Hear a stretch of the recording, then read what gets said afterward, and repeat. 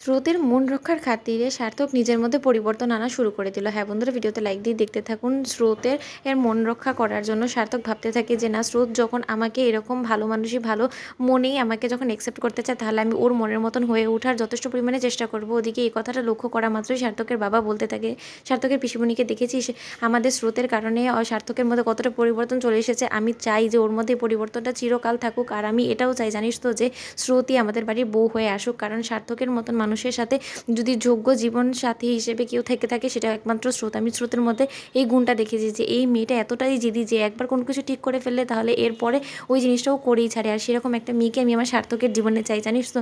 তখন রায় এই কথা শোনা মাত্র সার্থকের পিসিমণি বলতে থাকে, দাদা এরকম হলে তো সত্যিই খুব ভালো হয়, কিন্তু তা সত্ত্বেও তোমার ছেলে যা জেদি, আমার তো মনে হয় না যে ও স্রোতকে বিয়ে করার জন্য রাজি হবে। ওদিকে এই কথা শোনা মাত্র সার্থক বাহিরে থেকে দাঁড়িয়ে বলতে থাকে যে তোমরা কী নিয়ে কথা বলছো বলো তো।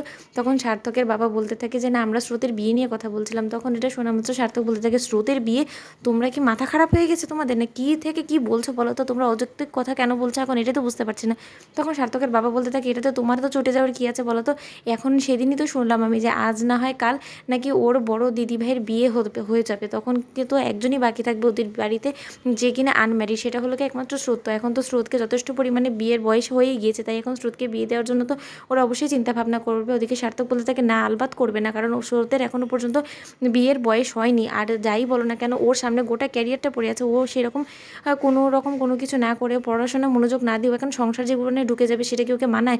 তখন সার্থকের বাবা বলতে থাকে, তুমি এতটা কেন উত্তেজিত হয়ে যাচ্ছ স্রোতের বিয়ে কথা শোনা মাত্র? আমি তো সেটাই বুঝতে পারছি না। আমি তো বরঞ্চ ভাবছি যে স্রোতের মায়ের সাথে একবার কথা বলবো, যাতে ওকে একটা সুপাত্রর কাছে হস্তান্তর করে দেয়। তখন একথা শোনা মাত্র স্রোতকে বিয়ে না দেওয়ার কথা বলতে থাকে সার্থক, আর বলতে থাকে যে না, এটা আমি কোনো দিনেই হতে দিব না বাবা। তখন সার্থক বলতে থাকে যে দেখো বাবা, আমি তোমাকে একটা কথা পরিষ্কার বলে দিচ্ছি যে স্রোত যথেষ্ট পরিমাণে ব্রিলিয়েন্ট একটা স্টুডেন্ট, আর ওর এখন যথেষ্ট পরিমাণে নিজের ক্যারিয়ারের উপরে ফোকাস করুক, সেটাই বরঞ্চ ওর জন্য ভালো। ও এখন সংসার জীবনে যদি একবার ঢুকে যায়, তাহলে ওর জীবনটা তছনছ হয়ে যাবে।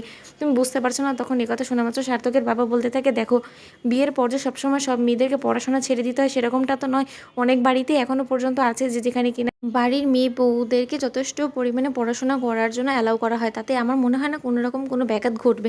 তখন সার্থক বলতে থাকে, বাবা তুমি বরঞ্চ তোমার মুখটা আর তোমার ইচ্ছাটাকে নিজের কাছে অবধি রাখো, সেটাই বরঞ্চ ভালো, আমি তোমাকে ওয়ার্ন করে দিচ্ছি।